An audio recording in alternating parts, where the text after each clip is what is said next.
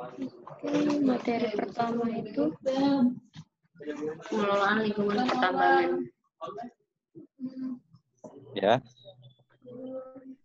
Latar belakangnya yang pertama, secara geologi, Indonesia memiliki potensi sumber daya mineral dan batu bara yang cukup besar dan belum semuanya dimanfaatkan secara optimal. Kegiatan operasi pertambangan mineral dan batu bara terbukti telah membuka keterisolasian suatu wilayah karena pada umumnya sumber daya mineral dan batu bara terdapat di daerah-daerah terpencil dan pedalaman, bahkan ada yang sampai di bawah laut. Pertumbuhan ekonomi sebesar rata-rata 4-6% per tahun, kebutuhan industri akan sumber energi dan mineral akan semakin besar, serta tingkat pertumbuhan dan kemajuan industri pertambangan Indonesia sangat dipengaruhi inkonsistensi kebijakan ekonomi pemerintah yang kurang memahami hakikat dan sifat khas usaha pertambangan. Oke. Karakteristik kegiatan pertambangan yang pertama berada di bawah tanah. Ini pasti. Makanya perlu di awal itu ada yang namanya eksplorasi, konservasi, mulai dari penyelidikan umum dan sampai ke pengolahan dan pemurnian. Keterdapatan di muka bumi tidak dapat memilih tempat. Ya, memang tidak dapat memilih tempat karena kan persebarannya itu secara acak, makanya perlu dilakukan yang namanya survei terlebih dahulu, survei awal. Tahapan yang harus dilalui yang pertama penyelidikan umum. Mas Adit, penyelidikan umum, eksplorasi, studi kelayakan dari mineral ataupun logam yang diambil, konstruksi, operasi produksi, mulai dari pengolahan sampai pemurnian, pengangkutan dan penjualan, pengolahan dan atau pemurnian sampai pasca tambang, dan ada yang namanya juga pasca operasi. Merupakan sumber daya tak terbarukan atau non-renewable. Ketika pun memang suatu daerah tersebut telah dieksploitasi untuk mineral dan logamnya, tidak bisa dibarukan, tetapi bisa dipindah guna fungsikan. Misalkan dibuat jadi hutan, atau direboisasi atau direklamasi. Padat modal dan teknologi, membutuhkan modal yang tinggi dan juga teknologi-teknologi yang termutakhir. Dapat difungsikan sebagai penggerak pembangunan. Dapat memberikan efek ganda yang besar, risiko finansial yang sangat besar.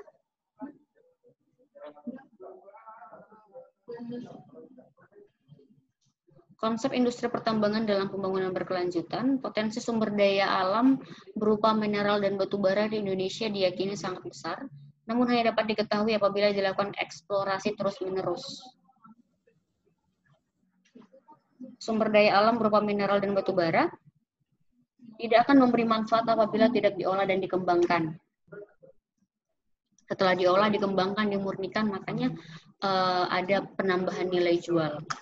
Masyarakat dan daerah di sekitar industri harus mendapatkan manfaat yang lebih dari kehadiran industri mineral dan batu bara karena terkena langsung dampak keberadaan tambang. Nah, makanya biasanya untuk mengeluarkan yang namanya IUP, izin usaha pertambangan itu perlu ada persetujuan dari menteri dan juga instansi pemerintah daerah setempat. Industri pertambangan dalam pembangunan berkelanjutan bertumpu pada 3 pilar, ekonomi, sosial, dan lingkungan. Ekonomi, sosial, dan lingkungan. Sumber daya mineral dan batu bara yang tidak terbarukan harus diperlakukan sebagai modal pembangunan. Harus dapat ditransformasi menjadi sumber daya manusia dan potensi ekonomi lain secara berkelanjutan. Nah, tadi pilarnya adalah ekonomi, dalam artian dapat menjadi penunjang ekonomi di daerah tersebut. Secara sosial juga, walaupun memang itu jadi penunjang ekonomi sosial di masyarakat, itu juga harus tidak boleh dilupakan, dan juga lingkungan, jangan sampai kegiatan pertambangan ataupun usaha pertambangan tersebut mengganggu lingkungan hidup. Seperti itu.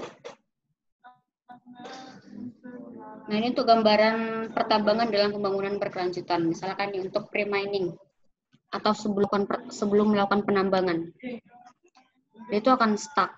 lurus untuk lingkungan, ekonomi, dan sosial. Ketika melakukan yang namanya penambangan, untuk lingkungan itu awalnya akan mengalami penurunan. Terus akan diupayakan naik, itu dia dengan cara apa? Reklamasi. Ekonomi juga seperti itu, dia akan diusahakan naik karena kegiatan pertambangan ini sendiri biasanya kalau berada di daerah tertentu akan lebih membuka kemungkinan untuk putra daerah bekerja. Itu dia secara ekonomi, dan secara sosial juga akan naik.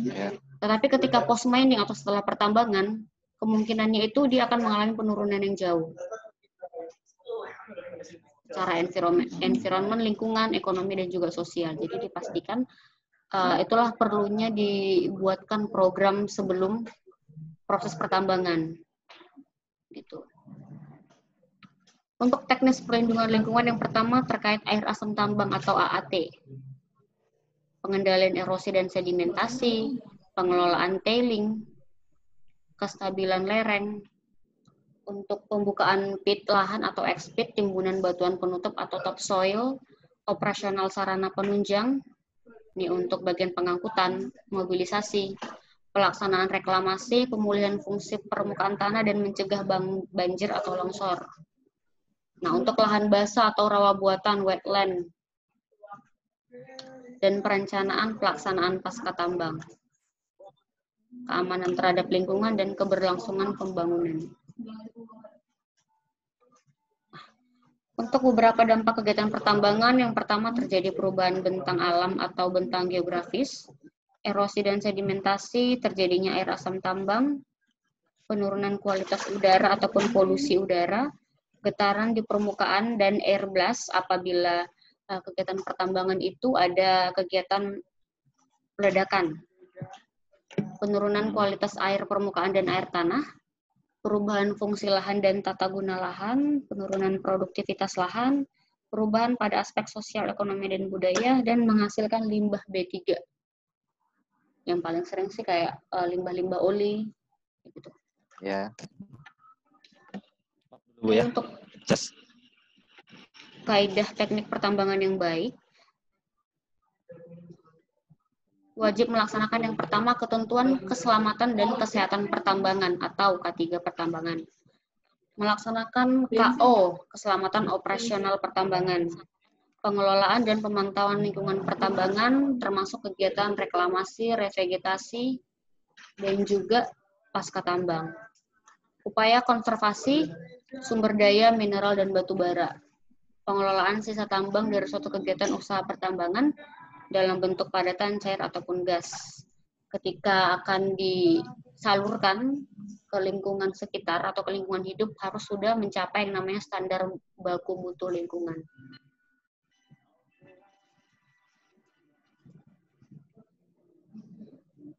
Oke, untuk aplikasi good mining practice, aplikasi praktis pertambangan yang baik, eksplorasi dengan presisi yang tinggi, pemilihan teknologi yang tepat, efisiensi penggunaan lahan, pengelolaan tanah pucuk ataupun topsoil untuk yang namanya menanggulangi erosi, sedimentasi, dan air asam tambang, penggunaan air kerja dan perlindungan sumber-sumber air, penambangan yang tuntas, reklamasi sesegera mungkin setelah setiap tahapan usaha pertambangan dilakukan, pemantauan lingkungan, bahkan setelah pasca tambang.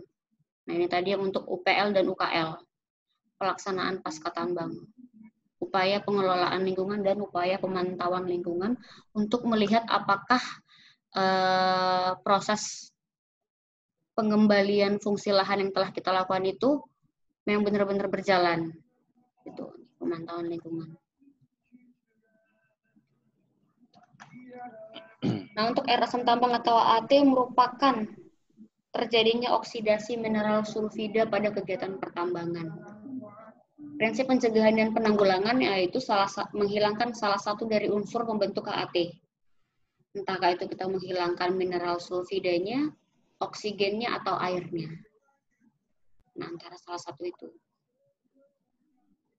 Pembentukan air asam tambang adalah air yang bersifat asam, tingkat keasaman yang sangat tinggi, biasanya pH di bawah 5, sebagai hasil oksidasi mineral sulfida yang terpajan atau terdedah di udara dengan kehadiran air. Untuk senyawa mineral sulfida yang paling banyak itu si pirit. Semua yang pirit-pirit nih, yang belakangan namanya pirit. Nah, untuk pembentukan air asam tambang sekali telah terjadi akan sulit untuk dihentikan.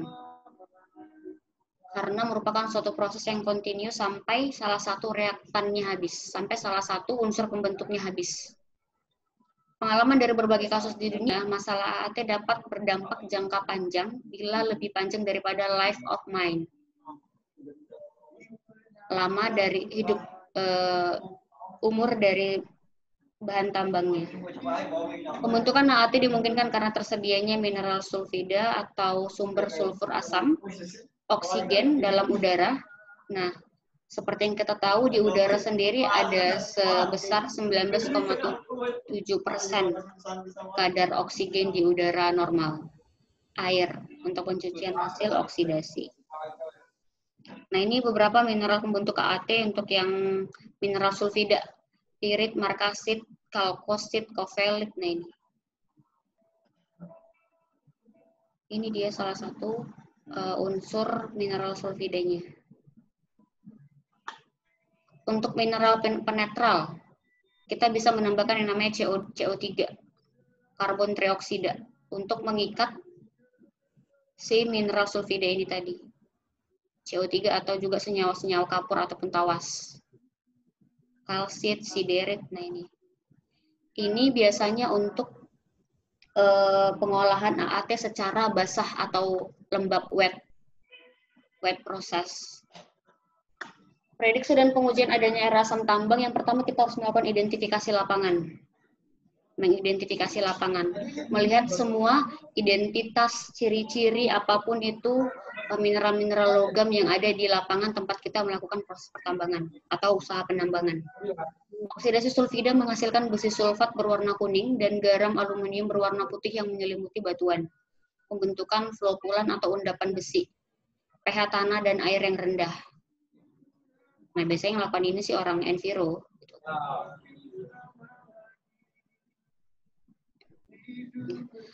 Bagaimana cara pencegahan air asam tambang? Bisa menggunakan cara kering dan cara basah. Cara kering itu dengan pemisahan, penimbunan, pelapisan tanah liat, penambahan batu, seperti itu. Nah, untuk cara basah ini yang paling sering, wetland. Membuat tailing pond untuk melarutkan sedimen-sedimen unsur-unsur yang ada di AAT itu. Sebelum akhirnya diuji secara baku mutu apakah sudah layak untuk dialirkan ke pengaliran lingkungan sekitar. Pendekatan hidrologi prinsipnya menjaga agar air tidak mengaliri material pirit. Biasanya dibuat kayak sejenis selokan atau parit. Tempatkan timbunan di atas permukaan air tanah, padatkan dan lapisi dengan tanah liat. Ini untuk pencegahan dengan cara kering. Karena tanah liat sendiri, rongga-rongga permukaan tanahnya itu sedikit gitu, jadi bisa meminimalisir dialirkannya air pada senyawa-senyawa yang mengandung pirit ataupun senyawa sulfida. Parit pengelak atau diversion ditch untuk mengurangi infiltrasi. Ini pengendalian air asam tambang di penimbunan batuan. Nah, jadi ditimbun dengan batuan untuk menghalangi tidak terjadinya oksidasi antara sulfida dengan air yang ada di sekitarnya.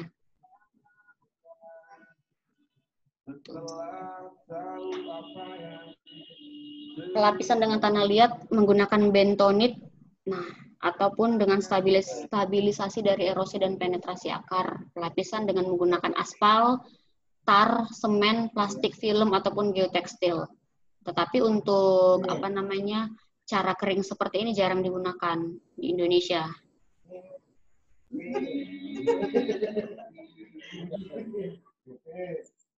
Atau dengan cara meminimalisasi atau menghilangkan oksigen. Pelapisan dengan lapisan pengkonsumsi oksigen ataupun tanah pucuk topsoil adalah strategi yang baik untuk mengurangi O2.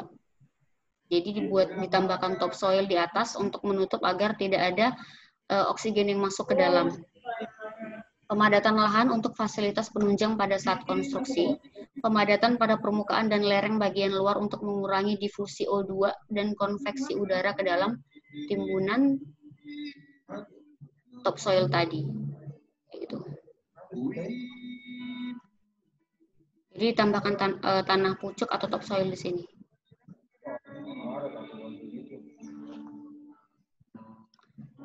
Pengendalian atau treatment AAT, penetralan dengan kapur atau bahan lain, penstabilan atau pengendapan logam-logam dan sulfida terlarut. Jadi membuatkan yang namanya tailing pond. Nah, untuk ini dengan cara basah. Oke, selanjutnya pengendalian erosi dan sedimentasi, prinsip umumnya adalah untuk mengendalikan erosi ataupun penurunan fungsi lereng lahan. Yang pertama, menyesuaikan kegiatan penambangan dengan kondisi topografi dan tanah di daerah kegiatan. Lakukan penilaian terhadap karakteristik fisik lapangan, yaitu topografi tanah dan penyaliran. Manfaatkan kondisi topografi yang ada. Manfaatkan pola drainase alamiah. Gitu.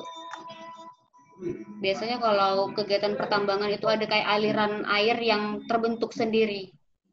Jadi kayak erosi deh, jadi kayak longsoran kayak gitu, Pak. Nah, ini yang sebenarnya yang paling sering jadi momok itu untuk orang enviro. Karena susah untuk mengendalikannya. Apalagi kalau misalkan dia sudah berada di tanah liat yang warna kuning, tanah liat lengket, itu susah dia untuk mengendalikannya. Yang kedua, membuat rencana kendali erosi dan sedimentasi sebelum dilakukan kegiatan yang dapat mengganggu tanah. Dibuat oleh atau dengan bantuan tenaga ahli yang mampu mengidentifikasi daerah-daerah yang akan mengalami masalah erosi dan sedimentasi. Harus dilaksanakan sesuai dengan rencana. Itu kembali ketika kita memang akan melakukan pertambangan, kita harus identifikasi lapangan dulu. Kita melihat dari mobilisasi ke sana seperti apa, terus lapisan tanahnya seperti apa di sana. Jadi kita bisa memprediksi untuk pengendalian erosi yang mungkin terjadi. Yang ketiga, sedapat mungkin mempertahankan tumbuhan alami. Pertahankan dan lindungi sampai pada saat kegiatan penebasan benar-benar akan dilaksanakan. Jadi jangan misalnya jangan menggundulkan semua pohon-pohon yang ada di sana secara bersamaan. Jadi biarkan bertahap. Misalkan karena ingin melakukan penambangan di daerah 10.000 hektar, sedangkan luas wilayah izin usaha pertambangannya ada 100.000 hektar. 25.000 hektar yang akan kita lakukan di tahap awal. Ya 25.000 hektar inilah yang kita tebang duluan. Jadi sisanya itu tetap masih seperti itu. Nah, ketika memang nanti sudah selesai di daerah yang 25.000 hektar ini tadi, kita reklamasi. Kita lanjut ke daerah selanjutnya gitu. Jadi tetap memang harus memperkirakan kelestarian lingkungan. Yang keempat, meminimalkan luas dan lamanya tanah terbuka. Ini tadi yang seperti saya sampaikan. Ya, dibuka lahan itu secukupnya dulu, jangan dibuka secara keseluruhan, karena itu akan meningkatkan yang namanya tadi erosi. Ketika terjadi hujan, tanah itu tidak mampu untuk menahan air gitu kan, jadinya terjadi longsoran ataupun erosi dan sedimentasi di daerah yang cukup rendah dari daerah-daerah lain. Kayak gitu. Buat jadwal pengupasan dan pembentukan lereng untuk mengurangi luas daerah terganggu sampai pada tingkat yang paling minimum. Nah, biasanya di daerah-daerah yang paling rendah atau yang paling minimum ini itu yang paling sering jadi kayak ada kumpulan sedimen-sedimen lah, endapan. Yang kelima, berupaya untuk menahan sedimen di lokasi atau sumbernya. Sedimen dari lokasi kegiatan harus ditangkap dengan kolam sedimen. Biasanya ada tailing pond, settling pond, gitu. Kolam dan perangkap sedimen harus disiapkan sebelum kegiatan pembukaan lahan dimulai. Jadi biasanya ini dibuat di daerah yang paling rendah. Yang keenam, mengalirkan air limpasan menjauh dari daerah yang terganggu. Saluran pengelak harus digunakan untuk memotong air larian dan mengalihkannya menjadi daerah kegiatan. Jadi ketika di mana terdapat mineral sulfida, itu sudah harus kita buat treatment. Dibuat sejenis parit buatan untuk mengarahkan air itu agar tidak mencampuri daerah-daerah yang lain. Jadi kita alirkan kayak membuat parit buatan gitu. Terus pembuangannya adalah kolam tadi, settling pond.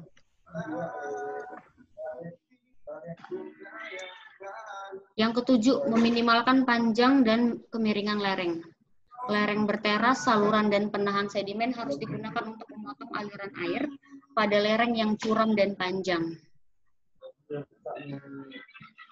Jadi jangan langsung membuat lereng itu terus ke bawah. Jadi agak ada dibuat lereng terus seperti ada teras lagi terus dibuat lagi gitu. Jadi jangan langsung lurus ke bawah. Buat bench ya Bu? Ya, kayak dibuat dibilang cabang-cabang gitu. Jadi jangan langsung lurus ke bawah di airnya.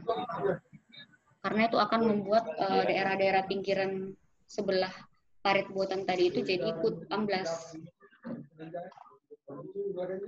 Yang kedelapan, menstabilkan daerah terganggu sesegera mungkin. Melakukan upaya stabilisasi seperti penanaman tumbuhan atau revegetasi, pemadatan, mulsa, kolam sedimen, dan anyaman kendali erosi, perbaikan dan pemeliharaan.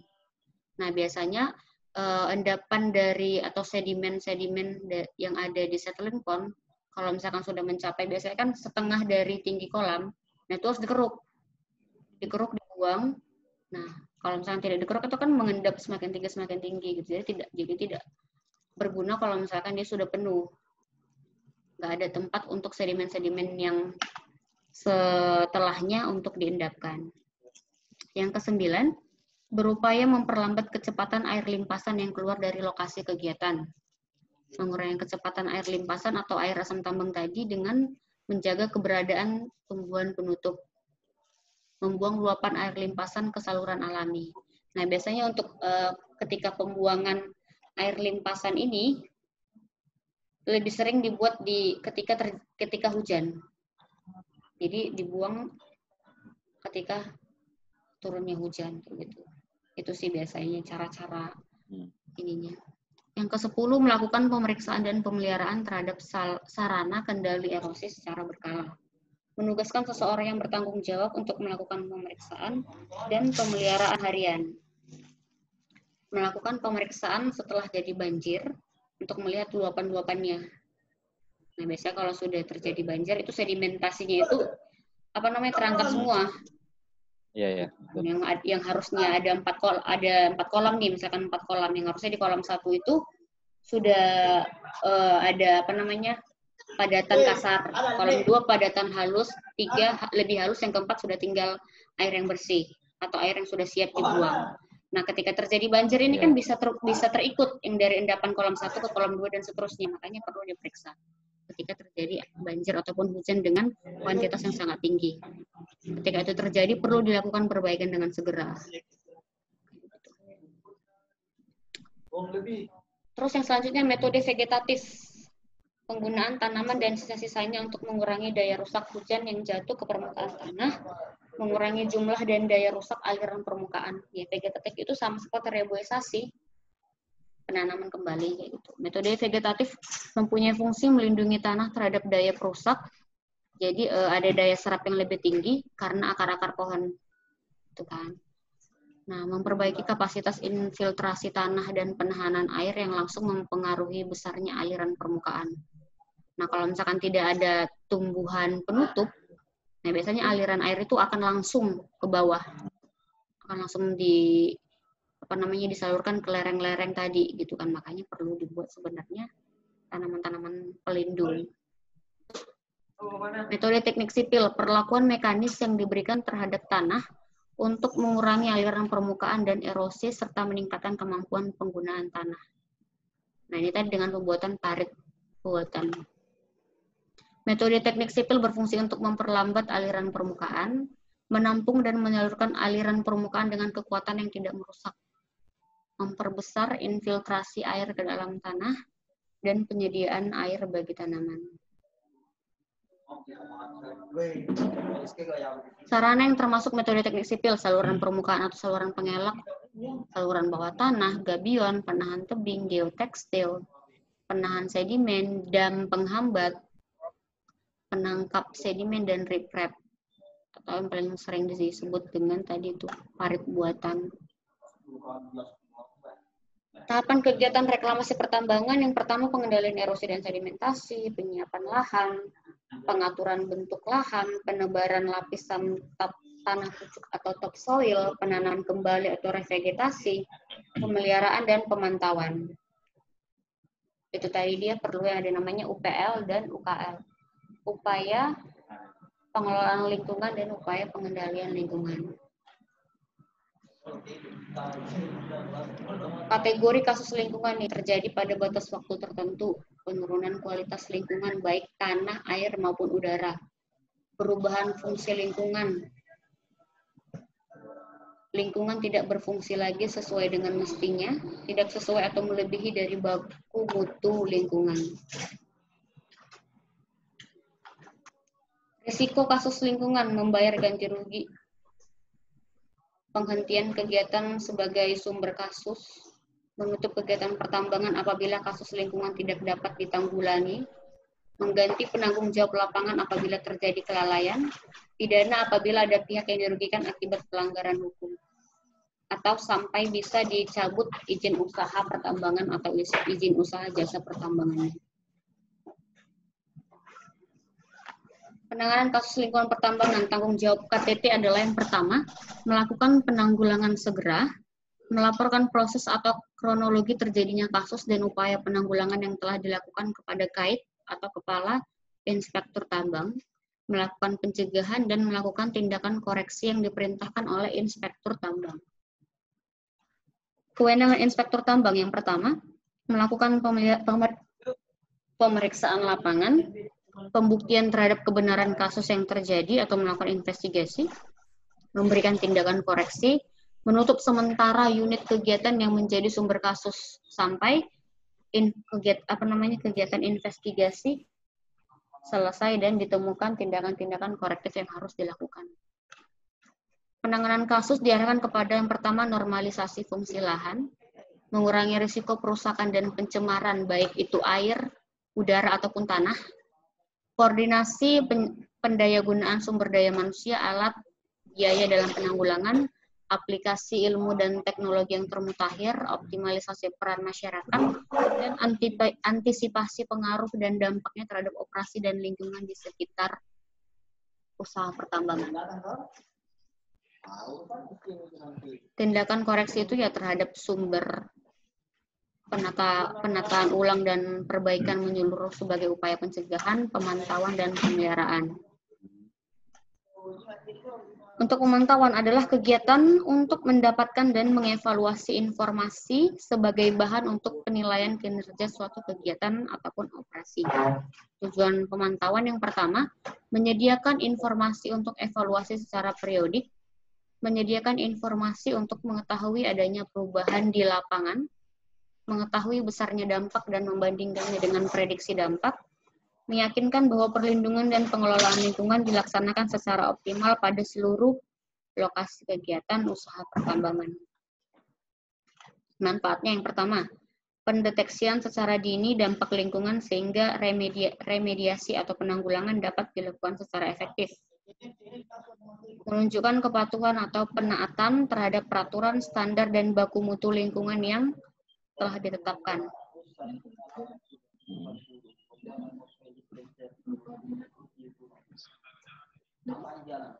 Sebentar ya, Pak.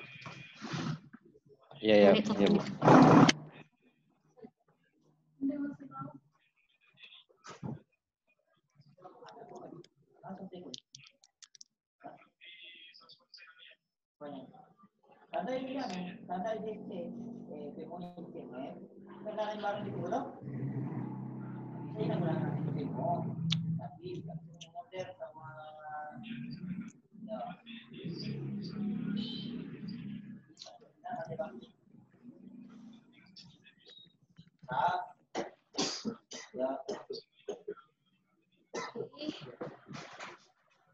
Yang ketiga, sebagai masukan atau umpan balik bagi kegiatan pengelolaan lingkungan, mengetahui tren dampak dan kualitas lingkungan di tempat usaha pertambangan ataupun usaha jasa pertambangan. Nah, hal-hal yang perlu dipantau, output yang keluar ataupun emisi setelah berinteraksi dengan kegiatan, baik itu limbah dalam bentuk cair, padatan, ataupun limbah pengolahan ataupun tailing. Komponen lingkungan yang terkena dampak biasanya itu adalah kualitas udara, bentang alam, tanah, air permukaan dan air tanah, flora fauna, sosial, ekonomi, dan budaya setempat. Untuk memastikan bahwa limbah cair yang keluar memenuhi baku mutu lingkungan, maka diwajibkan adanya titik penataan. Nah, kalaupun misalkan di tempat perusahaan yang tidak begitu besar terkait limbah cair ini, biasanya akan menggunakan jasa third parties ataupun pihak ketiga.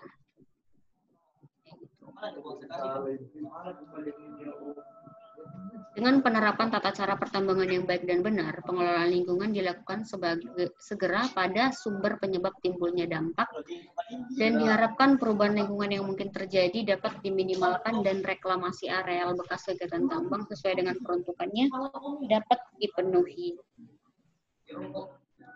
Ya, baik. Kira-kira sampai di sini ada yang ingin didiskusikan, Pak Syamali? Untuk regulasi terkait pengelolaan lingkungan. Ini Bu, terkait mengenai investigasi lapangan tadi. Kan inspektur tambang ketika ada indikasi bahwa terjadi pelanggaran terhadap lingkungan, turun melakukan investigasi. Nah, kalau misalkan betul-betul ditemukan bahwa di lokasi memang terjadi pelanggaran di sana terhadap lingkungan sesuai dengan regulasi yang ada, kegiatan penambangan kembali dilakukan sampai betul-betul selesai proses begitu, Bu ya? Iya. Itu hampir sama dengan kecelakaan kerja gitu kan, atau kejadian-kejadian berbahaya. Nah, itu kan skupnya adalah kejadian berbahaya. Nah, ketika terjadi kejadian berbahaya dan misalkan nih ada lingkungan ataupun masyarakat sekitar yang merasa terganggu atau merasa polusi ataupun emisi yang dihasilkan oleh usaha pertambangan ini sangat mengganggu lingkungan hidup. Nah, mereka melapor nih, dan ketika ada laporan terkait seperti itu, inspektur tambang akan melakukan investigasi. Nah, sampai proses investigasi dan hasil koreksi selesai, kegiatan itu akan di-pending atau akan ditutup sementara. Sampai hasil koreksi. Selama kegiatan investigasi itu berjalan ya, selama investigasi berjalan, benar. Kegiatan penambangan itu tidak boleh dilakukan. Iya benar, tidak boleh dilakukan karena kan kita harus mencari data-data dokumen yang diperlukan kayak gitu. Dan nanti hasilnya apabila disimpulkan koreksinya adalah kelalaian dari penanggung jawab teknik lingkungan, nah bisa jadi akan diganti penanggung jawab teknik lingkungannya. Atau kalau misalkan memang terjadi kelalaian, nah pengawasnya akan diganti atau mungkin pengawasnya sanksi-sanksi lah, diberikan sanksi kayak gitu. Untuk hasil dari proses investigasinya. Seperti itu Pak Syamali. Oke, baik. Kita ke materi yang keempat, manajemen keadaan darurat. Jadi kalau boleh sharing nih Pak, menurut Pak Syamali, apa sih Pak potensi bahaya yang paling besar di tempat kerjanya Bapak sebagai keadaan darurat? Potensi besar terjadinya bahaya, salah satunya mungkin alat berat yang bekerja di area-area bench itu, area bukaan, dalam pembentukan bench, apalagi curah hujan yang tinggi. Terus kemudian potensi bahaya juga jalan yang alat berat yang melintas di jalan atau dump truck dan sebagainya pada saat kondisi jalan licin.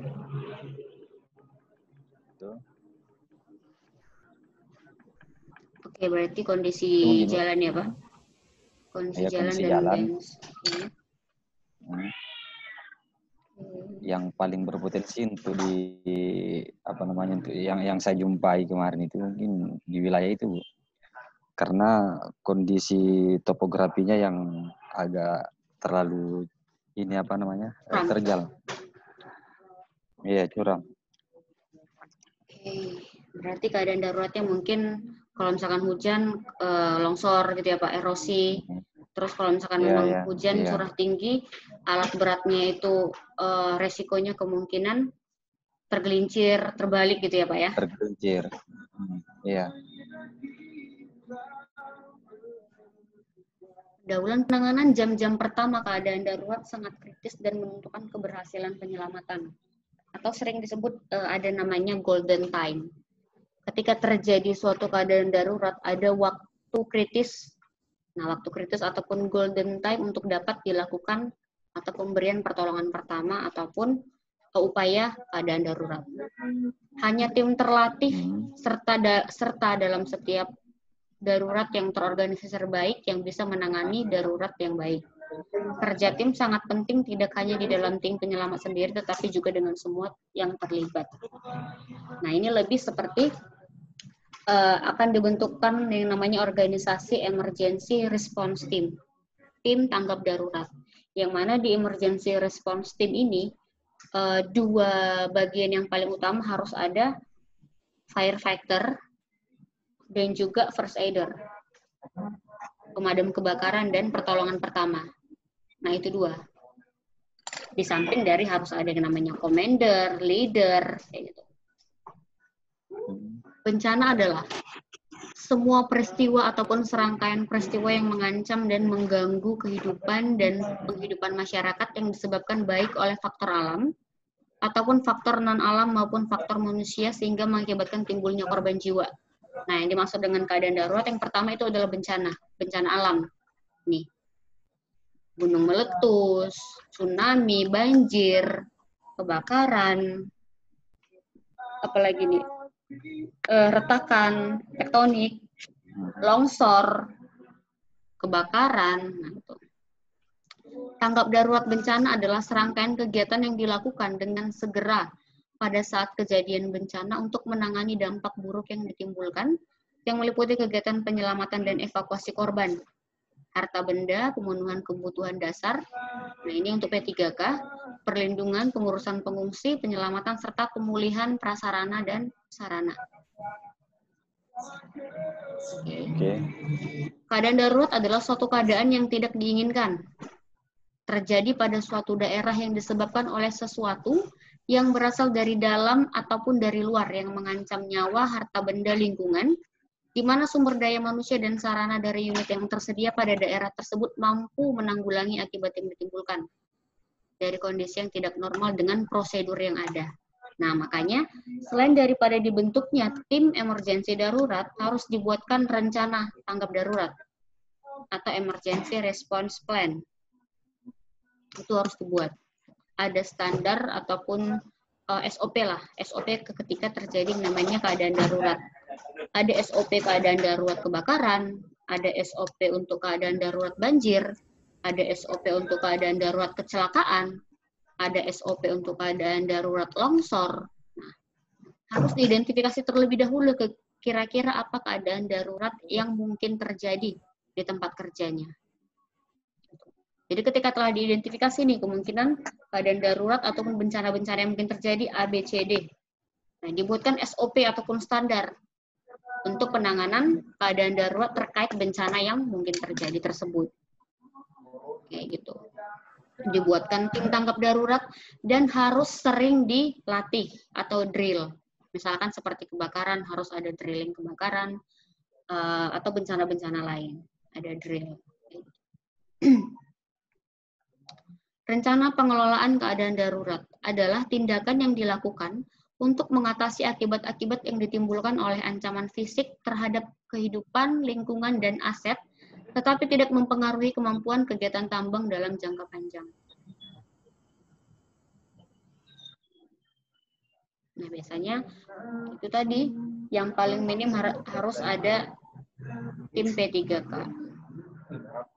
Pertolongan pertama pada kecelakaan. Konsep dari operasi darurat atau KOD yang pertama ada prevention, pencegahan, kesiapsiagaan atau preparedness, tindakan atau respons, dan pemulihan ataupun recovery. Ada upaya pencegahan, siap siaga atau siap tanggap, tindakan, dan juga ada upaya pemulihan ataupun recovery. Nah, untuk pencegahan atau prevention ataupun preventif, seluruh kegiatan yang ditujukan untuk menghilangkan atau mengurangi kemungkinan terjadinya insiden. Dengan cara apa? Pemeliharaan harian, inspeksi berkala, identifikasi bahaya dan penilaian resiko. Nah, pemeriksaan kesehatan, pemeriksaan sarana dan prasarana, pemeriksaan TTA dan KTA, semua kegiatan yang kita lakukan untuk dapat mengurangi kemungkinan terjadinya suatu bencana ataupun keadaan darurat. Selanjutnya yang kedua tadi kesiapsiagaan atau preparedness. Seluruh kegiatan yang diperlukan untuk menjamin ketersediaan sumber daya dan kemampuan untuk merespons dengan cepat jika terjadi insiden. Contohnya seperti apa? Sudah ada tim yang terlatih. Seluruh peralatan tanggap darurat itu sudah harus dipastikan sesuai dengan fungsinya. Misalkan ketika terjadi keadaan darurat kebakaran, jangan sampai kita pakai APAR, tapi APAR-nya tidak pernah diinspeksi, tidak pernah diperiksa. Konon ketika kita semprotkan ke pangkal api, APAR-nya tidak berfungsi. Itu berarti harus siap siaga, siap tanggap. Dan juga timnya juga harus selalu standby, tim emergency response. Tindakan ataupun respons, seluruh kegiatan yang dilakukan ketika terjadi insiden untuk mencegah bahaya yang lebih parah dan meminimalkan kerusakan pada peralatan. Tindakannya seperti apa? Biasanya kalau terjadi keadaan darurat, kadang orang kebanyakan panik. Nah, dengan cara apa untuk meminimalisir kepanikan tersebut? Sering melakukan drill ataupun latihan. Misalkan mulai dari pelaporan. Nah, harus mempunyai saluran itu tadi CCR, Control Command Room. Jadi ada satu saluran komunikasi nih, agar komunikasi tersebut dapat berjalan dengan konsisten dan baik kayak gitu. Jadi ada satu room command yang akan menginstruksikan untuk bagian A, B, C bergerak gitu. Jadi semua itu harus komunikasinya baik, jangan sampai miss. Karena ketika miss akan ada beberapa kegiatan tumpang tindih dan tidak maksimal. Selanjutnya kegiatan pemulihan atau recovery. Seluruh kegiatan untuk mengembalikan sistem pada keadaan normal. Ketika pun misalkan kerugiannya itu ada dalam bentuk material ataupun bangunan misalkan, nah harus bagaimana caranya mengembalikan bangunan ataupun material yang telah rusak tadi. Misalkan kalau ada kerusakan lingkungan, apa yang harus kita lakukan upaya-upaya untuk mengembalikan keadaan lingkungan seperti semula. Misalkan kerugiannya adalah dalam bentuk orang atau manusia pekerjanya. Ya ketika memang fatality berarti ada ada rekrutmen tenaga kerja yang baru. Atau kalau misalkan ada cedera berat, contohnya saja ada yang cacat tetap. Nah, memberikan tangan palsu ataupun kaki palsu. Nah, itu dia beberapa contoh dari pemulihan ataupun recovery. Nah, untuk yang pertama tadi pencegahan atau prevention, fasilitas inspeksi K3 dan audit, fasilitas komite K3, kebijakan pencegahan kebakaran, kebijakan umum untuk pencegahan-pencegahan dari keadaan darurat. Nah, dasar hukumnya nih untuk keadaan darurat ada di Kepmen 1827. Lampiran 3. Manajemen keadaan darurat. Ya, di lampiran 3 ini banyak lebih ke upaya untuk keselamatan pertambangan. Itu mulai dari keselamatan dan kesehatan kerja pertambangan dan juga keselamatan operasional pertambangan. Ada di lampiran 3A, angka 1 huruf F, poin 2. Manajemen keadaan darurat mencakup identifikasi dan penilaian potensi keadaan darurat dan juga pencegahan keadaan darurat. Program apa saja yang dapat disusun dan dilaksanakan sesuai dengan hasil identifikasi potensi keadaan darurat yang mungkin ada di tempat kerja. Yang kedua, konsep operasi darurat yang kedua itu kesiapsiagaan tadi. Fasilitas pasokan dan peralatan, fasilitas keamanan, kebijakan hubungan media, drills dan exercise tadi, pelatihan. Jadi itu kesiapsiagaan. Untuk dasar hukumnya ada juga di Kepmen SDM 1827 lampiran 3. Yang ketiga, kesiapsiagaan keadaan darurat. Penanggulangan keadaan darurat direncanakan sesuai dengan tingkatan atau kategori keadaan yang sudah diidentifikasi. Sumber daya, sarana, prasarana, serta tenaga teknis pertambangan yang berkompeten agar disiapkan untuk menjamin keadaan darurat dapat dideteksi dan ditanggulangi sesegera mungkin, agar tidak terjadi kerugian yang lebih besar. Nah, KOD ketiga, tindakan atau respons. Bagaimana pemberitahuan atau pelaporan, pengarahan dan pengaturan, personil apa saja yang terlibat, jalur komunikasinya seperti apa, tugas dan tanggung jawab semua tim yang ada di struktur organisasi, dan prosedur evakuasi yang akan dilakukan. Ini sudah ada SOP-nya, sudah ada standar operasional prosedur ketika terjadi yang namanya keadaan darurat.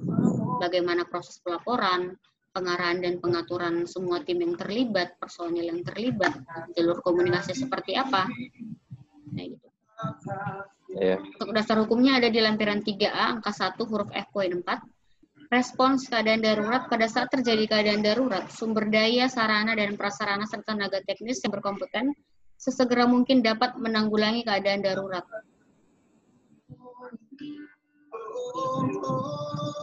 Yang keempat, pemulihan atau recovery. Investigasi insiden, perkiraan kerusakan, pembersihan lokasi, operasi pemulihan atau restart, laporan pemulihan pasca keadaan darurat, dan tim pemulihan.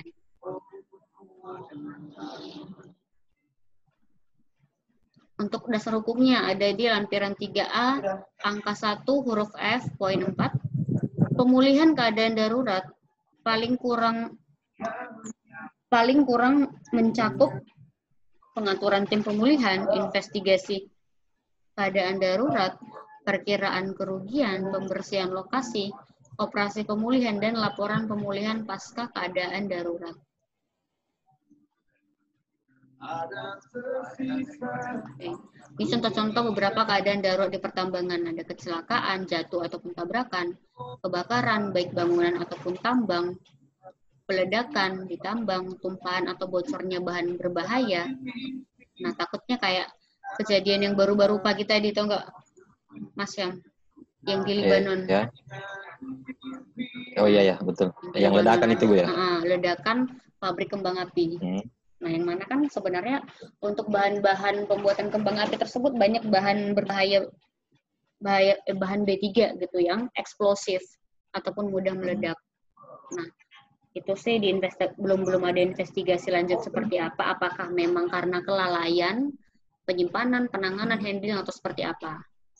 Nah, biasanya untuk bahan-bahan kimia tertentu itu tadi ada di MSDS-nya.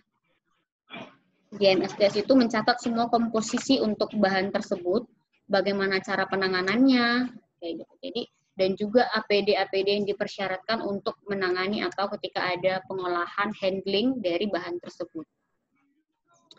Yang kelima, ventilasi tidak berfungsi. Nah, kalau misalkan nih, ventilasi tidak berfungsi, tidak ada yang namanya proses pertukaran oksigen, misalkan untuk ruang terbatas. Ventilasi tidak berfungsi, ada pekerjaan yang harus dilakukan di ruang terbatas, itu resikonya sangat tinggi. Ambruknya atap atau underground nih untuk tambang bawah tanah. Longsornya jenjang penambangan. Melter yang bocor, keracunan B3, overflow tidak terkendali, tanggul jebol, tenggelam untuk kapal keruk, bangunan ambruk, demo masyarakat, gempa. Nah, itu dia contoh-contoh keadaan darurat di tambang. Nah, jadi kan ini kan beberapa contoh, tidak semua, tidak kayak peledakan kalau misalkan di tempat kerjanya tidak menggunakan bahan-bahan handap, Nah, ini tidak perlu dibuatkan SOP-nya ini. Kalau misalkan tidak menggunakan bahan-bahan beracun yang mudah meledak juga tidak perlu. Kalau misalkan tidak ada kegiatan di ruang terbatas tidak perlu ada ini. Nah, jadi sebenarnya untuk keadaan darurat dan SOP ataupun emergency response plan itu harus diidentifikasikan dulu. Jadi kita bisa melihat potensi-potensi keadaan darurat apa yang mungkin terjadi, kemudian mempersiapkan rencana tanggap daruratnya. Jadi dia tinggal menyesuaikan saja, Bu. Menyesuaikan, dan memang itu perlu ya tadi diidentifikasi terlebih dahulu gitu kan. Jangan sampai kita buatlah misalkan untuk SOP peledakan padahal tidak ada bahan peledakan di tempat kerja kita. Kita buat SOP untuk apa namanya tadi ini yang ambruknya atap untuk underground padahal tambang kita tambang permukaan, kan itu kan tidak sinkron gitu. Jadi ya memang harus disesuaikan. Penentuan kategori keadaan darurat yang pertama dari keparahan, yang kedua kerugiannya, yang ketiga pengaruh terhadap operasi pertambangan, yang keempat keterlibatan sumber daya, dan yang kelima pengaruh terhadap image perusahaan. Nah, kadang banyak nih, misalkan saya tidak sebut merek lah gitu kan.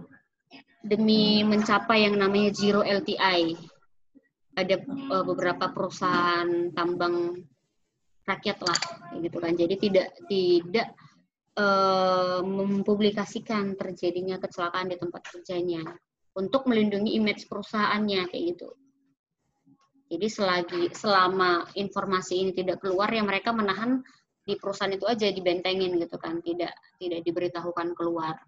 Nah, untuk mempengaruhi image perusahaan. Padahal sebenarnya itu merupakan hal yang tidak baik gitu, karena ketika memang kita menutupi suatu kecelakaan ataupun keadaan darurat ataupun bilanglah kejadian berbahaya, jadi kedepannya kita tidak bisa memprediksi, tidak bisa membuat data terkait bagaimana cara penanggulangannya keadaan tersebut.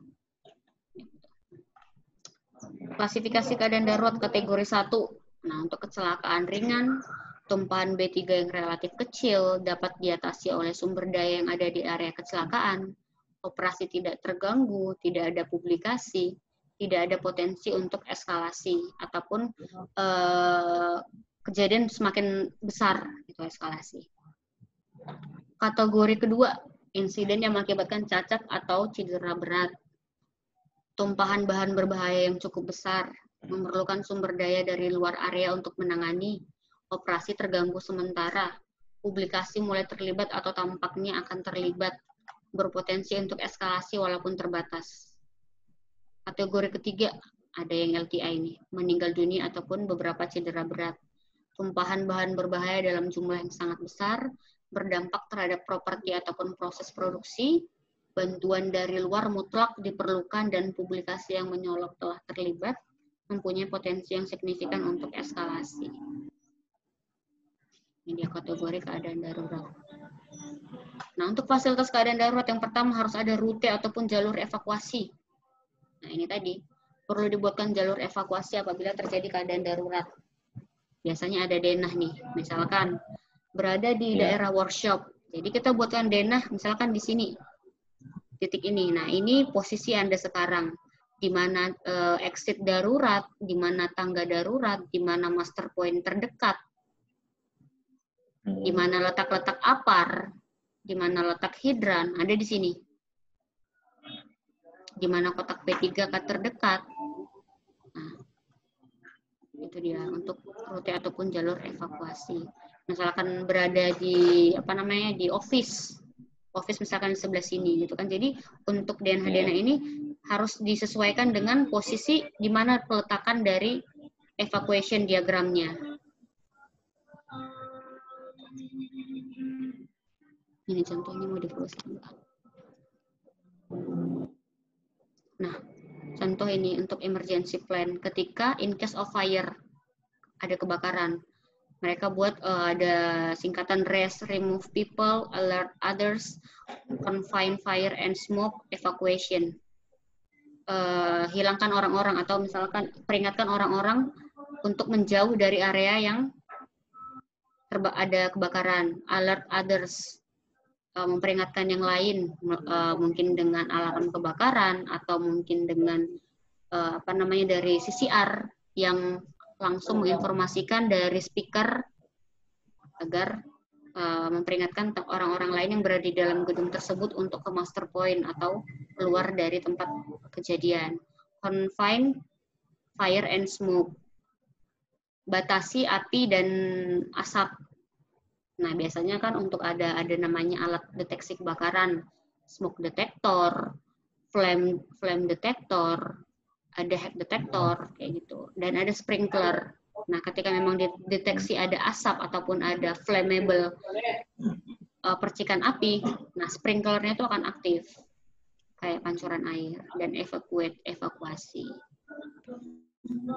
Dan untuk fasilitas keadaan darurat ini tadi, baik itu jalur evakuasi, tempat-tempat di mana peletakan APAR, kotak P3 itu harus di-drill, sering-sering dilatih. Agar semua pekerja tahu bagaimana evakuasi diri, tahu bagaimana menggunakan APAR.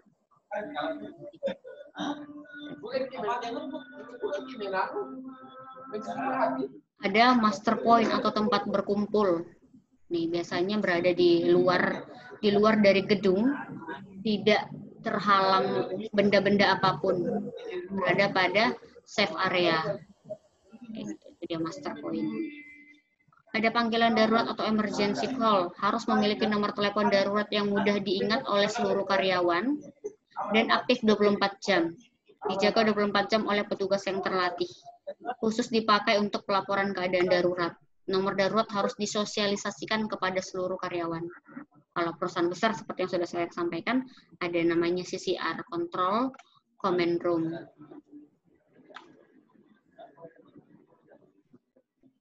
Alarm kebakaran, gitu. Lampu darurat yang akan otomatis menyala ketika terjadi keadaan darurat ataupun ketika supply energi listrik tidak ada dapat aktif secara otomatis. Listrik cadangan atau baterai ataupun generator set. Nah, ini yang generator listrik yang akan aktif secara otomatis ketika suplai utama dari PLN terputus. Gitu. Alat komunikasi, HT, alat pemadam api APAR ataupun hidran. Nah, untuk APAR sendiri ada beberapa tata peletakan minimal 120 cm dari permukaan tanah, tidak terhalang oleh apapun, berada per 10 meter dalam ruangan bangunan. Per 10 meter harus ada APAR. Untuk hidran, per lantai, apabila bangunannya itu ada dua lantai, berarti di tiap lantai harus ada hidran. Untuk breathing aparatus untuk tambang bawah tanah atau pertambangan yang kegiatannya ada pada ruangan-ruangan terbatas yang memiliki suplai oksigen yang sangat rendah, perlu breathing aparatus. Reverse chamber dan chamber untuk tambang bawah tanah juga. Nah, ini untuk kedap udara. Jadi ini hampir sama sebenarnya dengan si breathing apparatus, tapi breathing apparatus ini untuk penggunaan satu orang personal. Nah, untuk ini itu dapat menyimpan gas nih di dalam. Untuk struktur organisasinya ada tadi emergency response team, on-scene commander atau emergency communication command center. Nah, tadi CCR, emergency management team, crisis management team, HR support team, dan media support team. Nah, untuk IRT biasanya ada IRT leader tim tanggap darurat, personal emergency, paramedik, dan security atau keamanan. Untuk on-scene command atau OSC, nah yang pertama itu orang tertinggi pada lokasi kecelakaan, menentukan kategori emergency, dapat diganti dan harus tegas. Komposisi EMT atau Emergency Management Team, ada leader, ada koordinator emergency service, ada technical and production coordinator, komersial service koordinator, eksternal logistik. Nah ini koordinator-koordinator untuk manajemen ketika terjadi keadaan darurat. Nah, kalau tadi emergency response team adalah tim yang langsung siap siaga eksekusi keadaan darurat. Nah, sedangkan untuk emergency management team secara manajemen. Ini sudah terbentuk memang Bu ya kalau itu. Ada sistemnya kayak gitu. Ada nanti dia di bagian leader, ada yang memang untuk pelayanan, ada yang memang untuk informasi, untuk lingkungan, untuk logistik. Nah, itu dia secara manajemen. Secara sistem lah seperti itu. Emergency plan. Setiap perusahaan harus memiliki rencana penanggulangan keadaan darurat yang isinya dilengkapi dengan peta tambang dan diupdate terus-menerus. Rencana penanggulangan keadaan darurat ini disosialisasikan kepada semua karyawan. Rencana penanggulangan keadaan darurat ini disimpan di tempat-tempat strategis yang mudah dijangkau.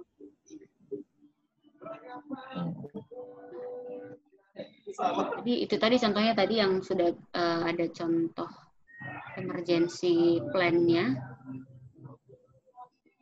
Untuk komposisi crisis management team CMT ada leadernya, ada penasihat public affairs, ada penasihat untuk human resource, penasihat untuk investor, penasihat untuk corporate, dan koordinator informasi. Nah, apabila crisis management team ini untuk di tempat kerja apabila ada kontraktor atau subkontraktor yang akan menginformasikan kepada user ataupun perusahaan-perusahaan kontraktor yang lainnya, perlu crisis management team. Crisis management plan, setiap perusahaan wajib mengidentifikasi potensi risiko yang bisa menimbulkan krisis. Nah, setiap potensi risiko dibuatkan beberapa skenario atau rencana penanggulangannya. Setiap anggota tim krisis manajemen dirinci peran dan tanggung jawab atau job description masing-masingnya. Action dirinci detail untuk masing-masing peran mulai dari menit pertama sampai 24 atau 48 jam berikutnya.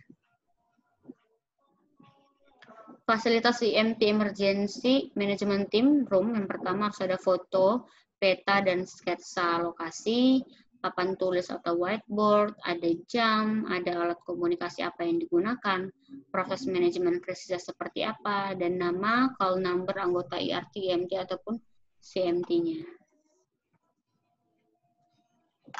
Untuk IMT procedure, ketika terjadi kecelakaan, ada on-scene command aktif atau ICC siap, kemudian IMT leader notification, IRT-nya aktif, terus konfirmasi kategori, apakah kategori 1, 2, atau 3. Tadi kalau kategori 1, IMT, emergency management team-nya aktif bila perlu, insidennya over, incident report preparation. Ketika terjadi insiden, dilakukan action, dan harus ada laporan kecelakaan, seperti apa. Kalau dia di kategori 2 ataupun 3, IMT ini wajib aktif, emergency management team. Itu tadi yang seperti dikatakan sebelumnya, ketika itu hanya kategori 1, berarti IRT saja yang perlu turun. Tetapi kalau misalnya itu berada di kategori 2 dan lebih besar, nah, manajemen tim itu harus aktif semua. CMT leader notification diinformasikan kepada crisis management team. Crisis management team aktif bila perlu, insiden over, insiden atau kecelakaannya itu di action atau dieksekusi dan dibuat laporan. Nah, ini kira-kira untuk flow chart, diagram ketika terjadi suatu insiden ataupun kecelakaan ataupun keadaan darurat. Nah, ini untuk manifest relokasi atau evakuasinya, contoh formnya. Areanya di mana, tanggal berapa, waktunya kapan, siapa supervisornya, alasan evakuasinya apa, apakah semua karyawan telah dihitung dan dicatat, nah tinggal dicentang atau dilingkarin. Apakah semua kontraktor telah dihitung dan dicatat, apakah semua pengunjung telah dihitung dan dicatat, nah daftar semua karyawan yang belum dihitung ataupun yang tidak tercatat, nah ditandain di sini. Makanya biasanya kalau membuat yang namanya emergency response plan, ketika bangunan itu ada lebih dari 1 lantai, perlu ada koordinator lantai. Nah, jadi koordinator lantai inilah yang akan bertanggung jawab untuk menghitung dan mencatat semua orang yang berada di lantainya. Ketika pun misalkan user memiliki beberapa subkon, beberapa kontraktor. Nah, setiap kontraktor itu memiliki koordinator. Nah, jadi koordinator inilah yang bertugas untuk mencatat dan menghitung semua orang, semua karyawan. Nah, penghitungan ada orang-orang yang tidak tercatat, nah dia yang harus membuat list nama-namanya, Kalau ini, di Bu, lokasi terakhir. Gimana, Pak? yang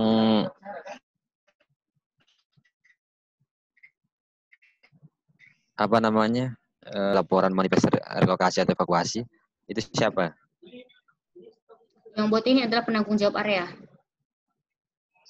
Penanggung jawab area. Penanggung jawab area dan dibantu dengan supervisor atau pengawas yang ada di situ. Misalkan, kalau kejadiannya itu tadi berada di kategori 1, berarti penanggung jawab area situ saja. Tapi kalau misalkan dia berada di kategori 2 dan 3, nah berarti ada beberapa daerah yang apa ya dibilang, terinfeksi gitu lah, terkena dampak. Nah, berarti tiap area itu membuat ini daftar evakuasinya gitu. Di warkop. Gimana, Pak? Ya, lanjut, Bu, lanjut. Nah, itu kira-kira untuk sampai bentar, manajemen. Bu, ya. Oke, siap.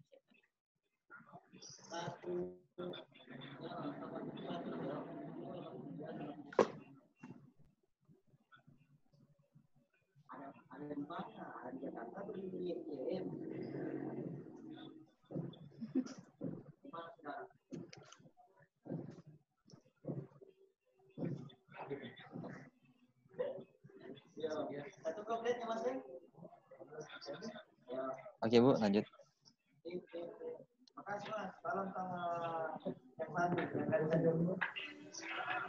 Oke, itu untuk manajemen keadaan darurat. Sampai di sini kira-kira yang ingin didiskusikan, Pak, sebelum kita ke kaidah teknis. Kita lanjut saja mungkin, Bu, untuk materinya. Nanti saya review juga kembali, karena kan sudah ada soft copy-nya yang kita kasih. Oke, siap. Nanti dipelajari lebih dalam lagi. Kita ke materi kelima, kaidah teknis. Pengelolaan aspek teknis pertambangan minerba. Nah, untuk kaidah teknis ini sendiri ada di lampiran 8. Di lampiran 8 Permen SDM nomor 1827, pedoman kaidah teknik usaha jasa pertambangan dan evaluasi kaidah teknik usaha jasa pertambangan. Itu ada di lampiran 8. Oke. Nah, seperti yang kita bahas dari kemarin-kemarin, pertambangan mineral dan batu bara merupakan peranan penting untuk pendapatan nasional yang berkelanjutan, yang mana untuk pertumbuhan ekonomi nasional dan juga pendapatan daerah berkelanjutan. Makanya ketika memang wilayah usaha pertambangan itu berada pada daerah tertentu, itu otomatis akan meningkatkan pendapatan daerah tersebut. Pengelolaan dan pengusahaan mandiri, andal, transparan, berdaya saing, efisien, dan wawasan lingkungan. Untuk minerba sendiri merupakan kegiatan yang mana sumber daya itu tidak dapat terbarukan, memenuhi hajat hidup orang banyak yang berada di sekitar wilayah usaha pertambangan, pengelolaan dikuasai negara. Nah, ini untuk izin usaha pertambangan, makanya perlu dibentuk sebelum dikeluarkannya izin usaha pertambangan harus ada PKP P2B, Perjanjian Karya Pertambangan Batubara dengan pemerintah.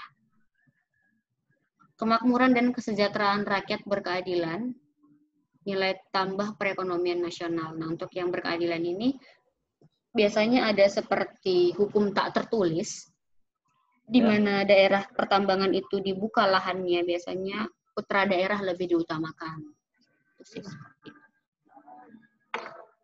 Untuk pertambangan di Indonesia sendiri, kondisi spesifik alam dan ekosistem, hutan hujan tropik 11% dari 27% di dunia, keanekaragaman hayati yang tinggi, curah hujan yang tinggi 3.000 sampai dengan 6.000 mm per tahun, negara kepulauan lebih kurang 17.500 pulau dan penduduk yang padat. Nah, untuk sumber daya mineral dan batu bara, ekonomi nasional penerimaan negara lebih kurang 142 triliun pendapatan dari mineral batu bara.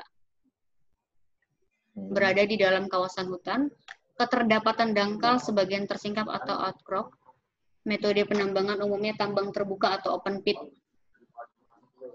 walaupun tidak menutup kemungkinan ada tambang bawah laut. Volume batuan penutup sangat besar, mengakibatkan gangguan lahan permukaan. Pemerintah dengan ketat melakukan pengawasan dengan menerapkan berbagai kebijakan serta peraturan perundangan.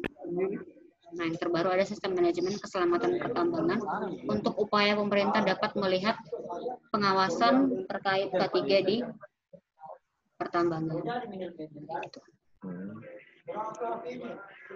Oke, dasar hukum. Pengawasan teknis pertambangan minerba sendiri, hukum dan peraturan pengelolaan pertambangan ada di Undang-Undang Dasar 1945, Undang-Undang Dasar yang terkait, ada peraturan pemerintah, misalkan PP 55 2010 tentang pedoman manajemen keselamatan pertambangan, peraturan-peraturan daerah, permen dan peraturan gubernur ataupun peraturan surat-surat keputusan pemerintah yang lain. Nah, ada nih instansi pengawasnya, misalkan Itjen, BPKP, Badan Pengawas Keuangan ataupun KPK. Nah, yang mana ini akan bertanggung jawab secara vertikal antara pemerintah dan perusahaan. Pemerintah yang bertanggung jawab adalah Kepala Inspektur Tambang dan Inspektur Tambang dari pusat ataupun dari provinsi. Untuk perusahaan. Kalau ini Bu, kalau apa namanya? Kalau Itjen itu sendiri, kalau misalkan dalam instansi pengawasan lain, dia di bidang apa ya Bu, untuk diawasi itu? Itjen Atau dia keamanan. Ya. Jadi di bagian keamanan ya, Ya. Bu? Bagian keamanan. BPKP? BPKB ini saya kurang tahu sih Pak, nanti saya cari tahu dulu ya. Nah, kalau BPK kan ini di bagian keuangan sama dengan KPK. Karena namanya juga kalau misalkan izin usaha pertambangan sebelum itu keluar perlu namanya PKP P2B. Perjanjian karya. Nah, perjanjian karya ini adalah perjanjian kontrak antara pemerintah dengan pengusaha. Nah, yang mana di situ mulai dari jaminan reklamasi, jaminan ini, jaminan itu ada nilai uangnya. Dan juga pendapatan berapa itu akan disetor untuk negara gitu kan. Jadi memang harus ada pengawasan dari orang KPK. Itu sih, pengawasan dari keuangan. Apa namanya? Kayak BPK, KPK memang dibenarkan untuk melakukan investigasi langsung ke lapangan, Bu. Kalau misalkan diterima laporan, ada misalnya nih laporan terjadi korupsi, tindak korupsi atau apapun itu mengenai keuangan di tempat kerja, mereka bisa melakukan pengawasan langsung, investigasi kalau apabila diketahui laporan tersebut benar. Kayak gitu. Ini sih skupnya sudah IUP, izin usaha pertambangan.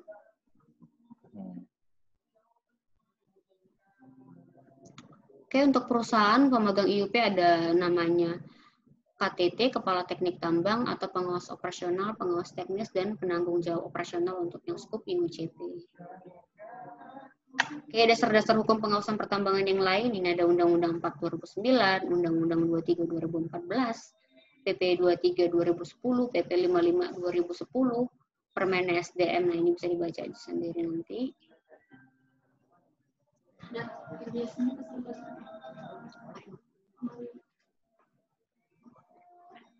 Oke. Tadi seperti yang sudah kita bahas, IUP, IPR atau IUPK, izin usaha pertambangan, izin pertambangan rakyat, izin usaha pertambangan khusus. Nah, itu ada namanya perjanjian kontrak karya dengan pemerintah. Nah, pemberian pedoman dan standar harus ada pembinaan. Pemberian bimbingan, supervisi, konsultasi, perencanaan, penelitian, pengembangan, pemantauan dan evaluasi. Ini ada di lampiran 1 Kepmen 1827 terkait penunjukan KTT, penunjukan KTBT, penunjukan PO dan PT, penunjukan PJO ada di sini. Untuk terkait pengembangan, pemantauan dan evaluasi. Pendidikan dan pelatihan untuk tenaga teknis ataupun tenaga operasional yang berkompeten.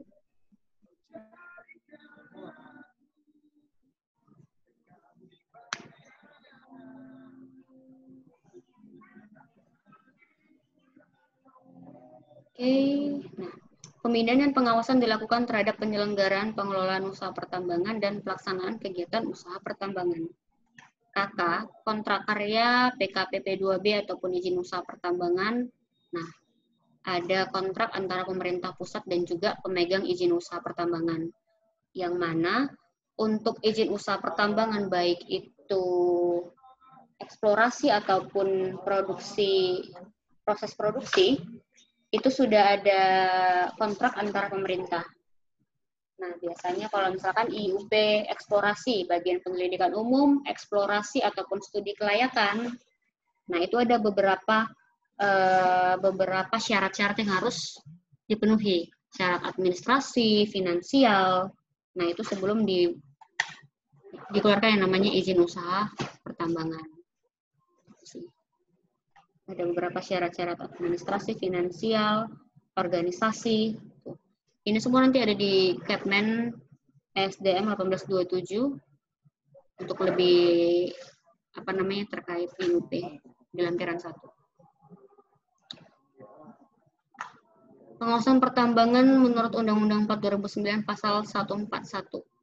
Nah, teknis pertambangan itu ada objek, sasaran, dan ruang lingkup. Jadi lebih ke sarana, prasarana, instalasi, peralatan pertambangan yang digunakan. Kayak gitu. Itu sih. Ada keselamatan operasi pertambangan, K3 pertambangan, pengelolaan lingkungan hidup, reklamasi dan pasca tambang, penguasaan, pengembangan, dan penerapan teknologi pertambangan, konservasi sumber daya mineral dan batu bara. Secara teknis.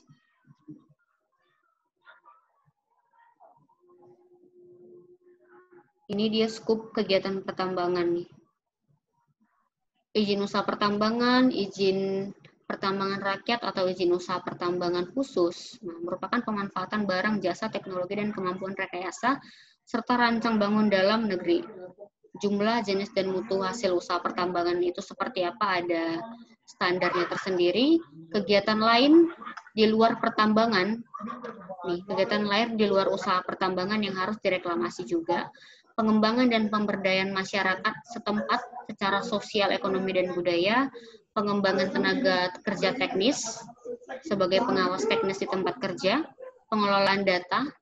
Nah, untuk pengelolaan data ini ada data-data yang bersifat umum dan juga ada data yang bersifat restriktif. Keuangan atau finansial, karena kan semua perlu yang namanya rencana kerja dan anggaran biaya tahunan. Pemasaran hasil penambangan, hasil pengolahan ataupun hasil pemurniannya. Untuk konservasi minerba, keselamatan dan kesehatan kerja seperti apa, keselamatan operasi pertambangan, pengelolaan lingkungan hidup dan reklamasi pasca tambang, penguasaan dan pengembangan penerapan teknologi pertambangan. Ada di PP 55/2010 tentang pengawasan mineral dan batu bara.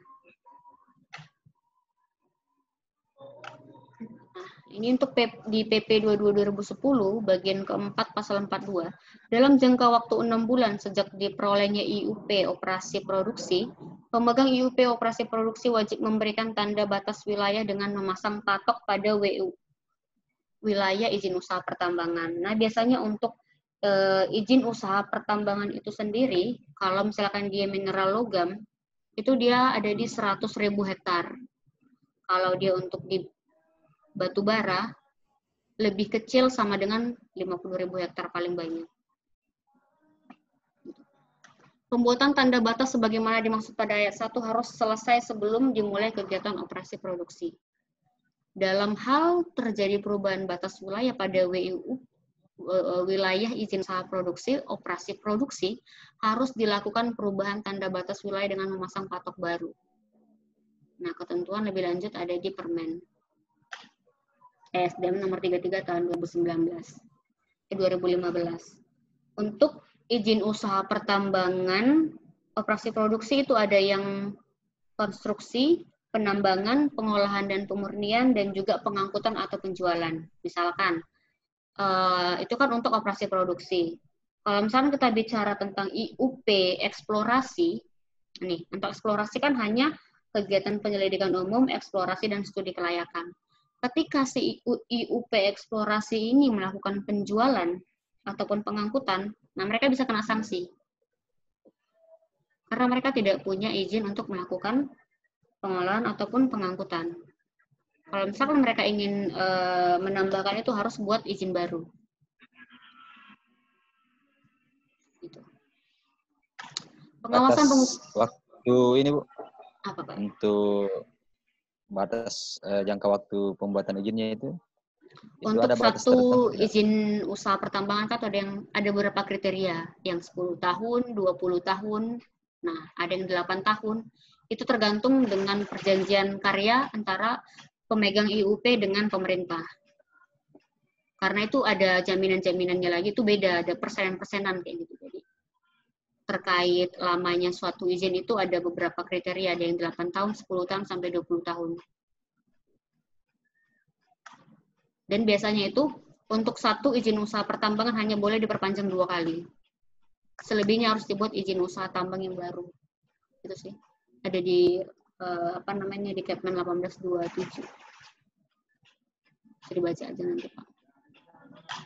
Untuk pengawasan, pengukuran, dan pemasangan tanda batas wilayah izin usaha pertambangan, yang pertama, pengawasan lapangan terhadap perusahaan yang belum melakukan pengukuran dan pemasangan tanda batas wilayah pertambangan, verifikasi lapangan terhadap hasil pengukuran dan pemasangan tanda batas yang telah dilakukan oleh perusahaan, turut serta menjadi saksi dan pengawas pada pelaksanaan pengukuran dan pemasangan tanda batas wilayah pertambangan perusahaan. Oke. Penerapan aspek teknis pertambangan yang baik dan benar. Yang pertama, metode pertambangan sesuai dengan karakteristik pertambangan Indonesia, menggunakan tenaga teknik yang kompeten, rencana transparan, akuntabel, dan rasional. Kegiatan pertambangan tuntas dan optimum terhadap rencana yang memenuhi kelaikan teknis. Nah, lebih enaknya kita bisa melihat ada di RKAB, Rencana Kerja dan Anggaran Biaya, atau di Rencana Kerja Teknis, RKK. Nah, di RKK itu biasanya sudah ada ini semua program-program kegiatan apa yang akan dilakukan, sudah ada format ukurnya seperti apa di RKK. Tujuannya adalah untuk pengelolaan teknis pertambangan minerba untuk menjamin keakuratan data eksplorasi, sumber daya dan cadangan, kelaikan teknis sarana dan prasarana, operasional tambang yang aman, dan penerapan kaidah teknik pertambangan yang baik. Oke.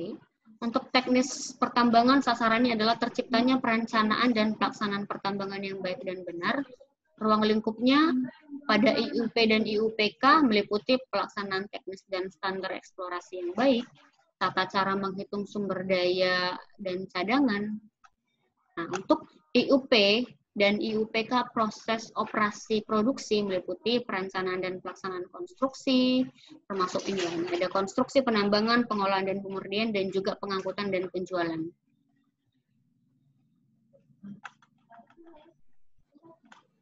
Jadi untuk IUP itu ada 2 jenis, eksplorasi dan juga operasi produksi.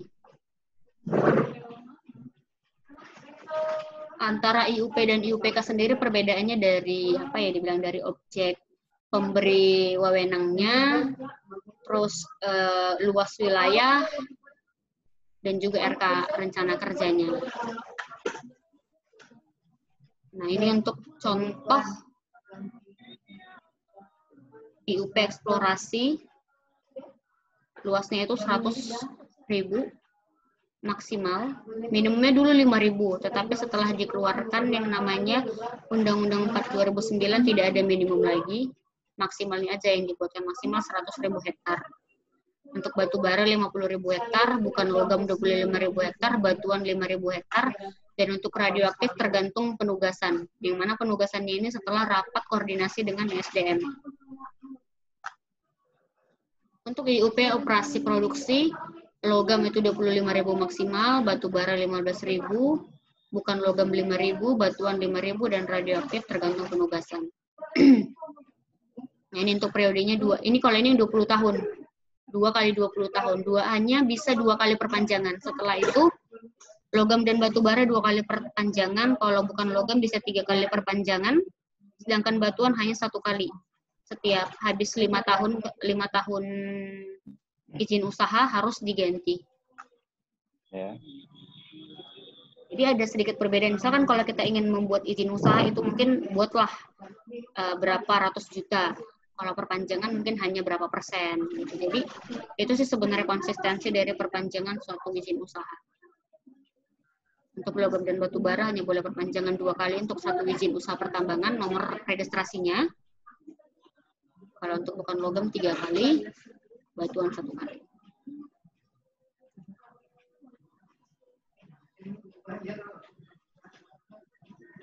Kira-kira sampai situ ada yang ingin ditanyakan? Kalau status yang sebelumnya tadi Bu, menyangkut persoalan perizinan yang jangka waktu 2 kali perpanjang itu, kalau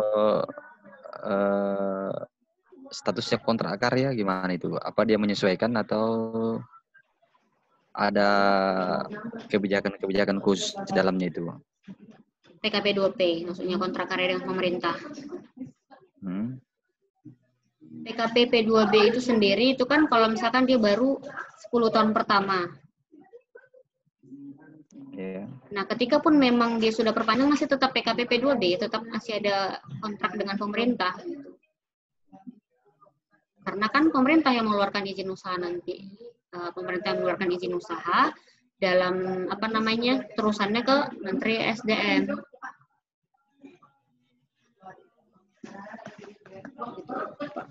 Oke. Lanjut, Bu.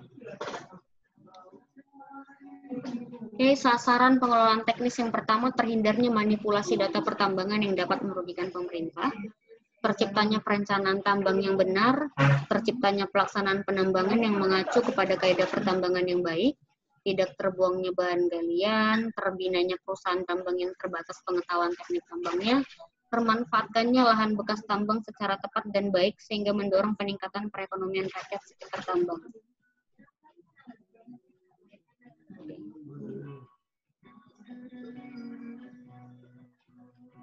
Bagaimana jika teknis pertambangan tidak dilaksanakan dengan baik? Nah, kesulitan dalam operasional, tambang tidak efisien, tidak ekonomis, produksi tidak lancar, terjadi kecelakaan ataupun masalah. Ketiga, terjadi permasalahan lingkungan, pemborosan bahan galian, pasca tambang tidak tertangani dengan baik, pemerintah, rakyat, dan perusahaan merugi.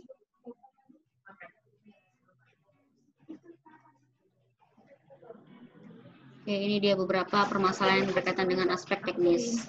Ada kok kasus teknis, nah ini ada sisa bahan galian, nah secara teknis lah.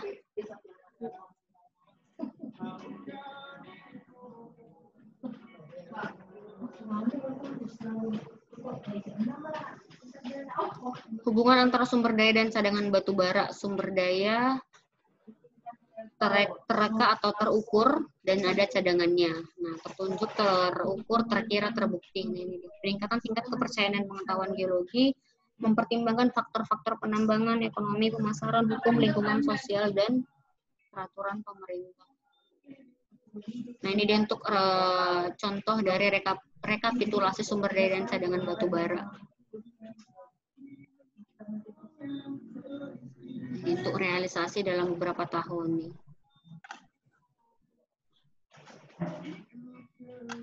Beberapa permasalahan yang berkaitan dengan aspek teknis. Yang kedua, kasus teknis pertambangan pada kegiatan penambangan.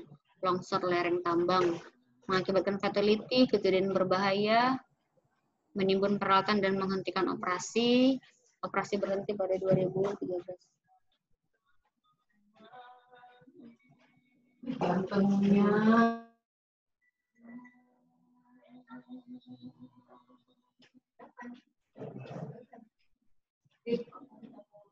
Nih, tanggul kolam bekas tambang jebol.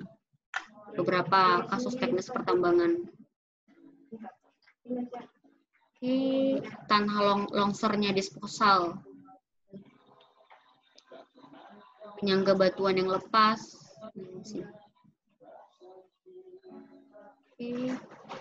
Land subsidence akibat ambruknya pilar, luncurnya lumpuran basah, atau wet mark, atau overburden, nah, batuan atap runtuh. Nah, untuk yang KTBT, bawah tanah.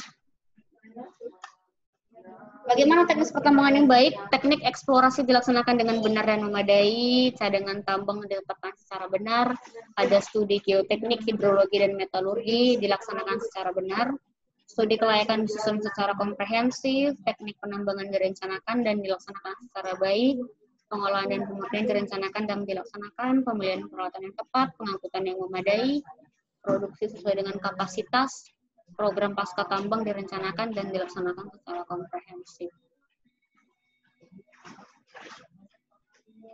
Oke. Subsektor pertambangan mineral dan batu bara masih merupakan salah satu andalan penerimaan negara. Pembenahan tata kelola pertambangan salah satunya dengan upaya peningkatan kapasitas aparatur pertambangan. Berbagai dampak negatif kegiatan pertambangan dapat dikendalikan dengan penerapan kaidah teknik pertambangan yang baik. Salah satu aspek pentingnya adalah kesesuaian antara perencanaan dan pelaksanaan teknis pertambangan.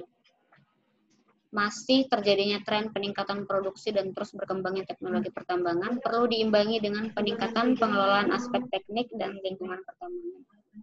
Pemerintah harus secara aktif terus melakukan pembinaan dan pengawasan kegiatan teknis pertambangan dengan menyiapkan berbagai regulasi termasuk diantaranya Peraturan Menteri ESDM dan pedoman-pedoman teknis.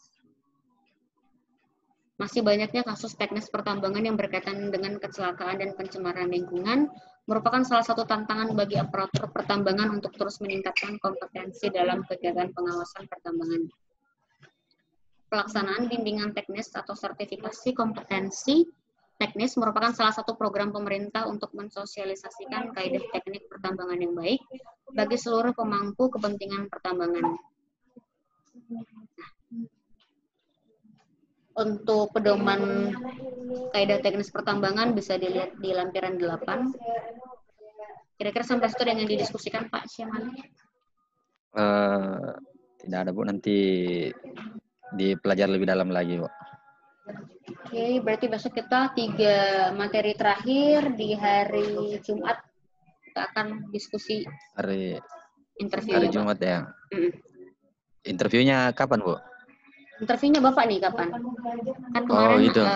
Tanggal 10 tuh, sampai tanggal 10 ada kesempatan. Atau kalau misalkan lewat dari tanggal 10 kita harus pengajuan sertifikasi ulang. Oh gitu ya. Jadi yang terakhir itu di tanggal 10. Iya, tetapi ya harus kembali saya ingatkan untuk dokumennya Pak. Oh iya Bu, itu kemarin sudah ada. Nanti saya chat Pak ya Bu melalui WA. Oke, siap. Nah. Baiklah, kalau memang tidak ada yang didiskusikan, pertemuan kita hari ini sampai di sini. Kita bertemu lagi besok di jam yang sama, di ruangan yang sama ya Pak. Baik Bu, baik. Oke, atas partisipasi saya ucapkan terima kasih. Iya Bu. Nanti untuk